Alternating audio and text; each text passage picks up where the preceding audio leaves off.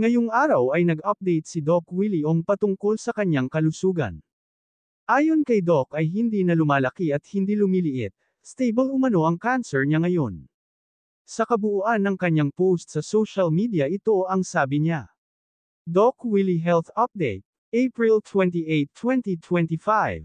Kaibigan, 8 months na ako nakasurvive sa stage 4 sarcoma. Sa tulong ni Dr. Ang Pang Tiam ng Singapore. Nagpapasalamat ako sa lahat ng nagdarasal sa Diyos para sa akin. Stable ang cancer ko sa ngayon. Hindi lumalaki pero hindi lumiliit. Sana tuloy-tuloy na huwag na siya lumaki. Sa ngayon naka-immunotherapy ako. Walang makasasabi gaano kahaba ang buhay natin. Pero masaya na ako sa 8 months na bigay ng Diyos para makasama ang pamilya at mga followers ko. God bless sa inyo. Mahal na mahal ko kayo. Doc Willie Ong. Note, sa nagtatanong, Dr. Ang Pang Tiam's clinic is at Parkway Cancer Center, Mount Elizabeth Medical Center, Singapore.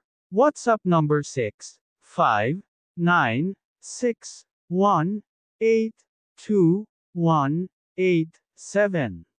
By the way Doc Willie Ong, patuloy ka po namin isasama sa mga prayers. Mga kachika, kita-kits tayong muli sa mga susunod ko pang mga showbiz updates. Please like, share and subscribe. Pakihit na rin ang notification bell para ma-notify ka sa mga susunod ko pang upload. Again maraming salamat.